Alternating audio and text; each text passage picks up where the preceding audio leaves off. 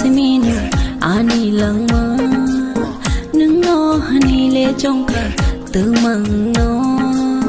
kawo nung seminu ani langma nung no hani le jongka tumang no bởi lẽ tư mang hơn ai dừng no kisah nung bo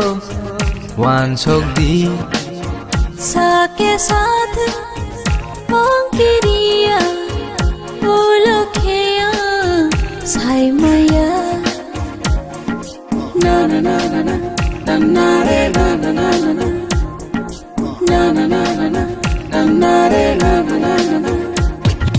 Sawi man na mutung manin ini kani kong na ang saya hangkin ng ano no bahay kisa manay ang shikala jora ni ani kapang sajak utila hani babi no ang kana ang leti ni bogula ani kana methe maya bahay ke methe nay ang kani magti kalay mana punyo le puno kya ang tongwi maya sawi maya bahay ke tong shinay ang nono mamang mutu mana bahay ke pomonay ang kawo nung siminu ani lang ma nung no hani le jongka tumang no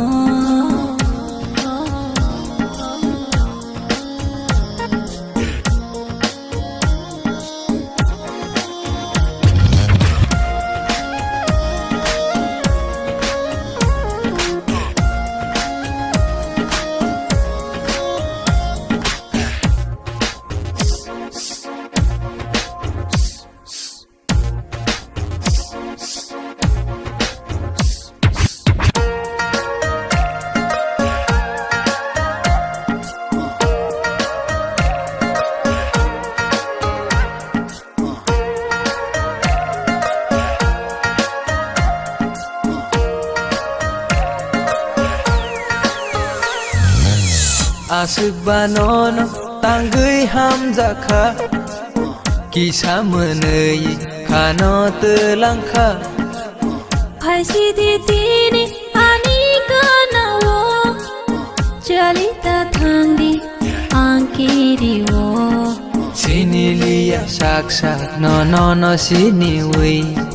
hamjak mano sai mangkha no no khare wi Dile tong magela kanang bayang chalay hamjak mano sai mangkha no no khare wai kawo nung siminu ani langma nung no hani le jongka tumang no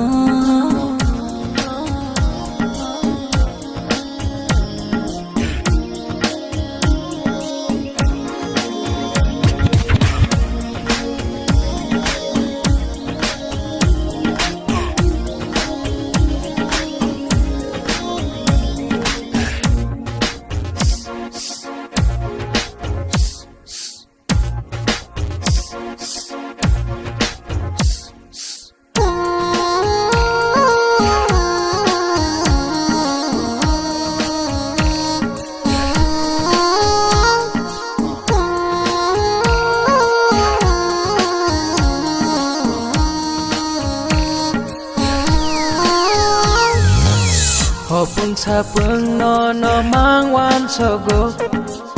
Boporo pai no hinui na singo Nini hamjak ma busuk ba ko boy Phonuk ti mano ning pasu baye Sini liya saksak no no no sini wi hamjak mano sai mangkha no no khare wi Dile tong magela kanang bayang chalay hamjak mano sai mangkha no no khare wai kawo nung siminu ani langma nung no hani le jongka tumang no kawo nung siminu ani langma nung no hani le jongka tumang no kawo nung siminu ani langma nung no hani le jongka tumang no kawo nung siminu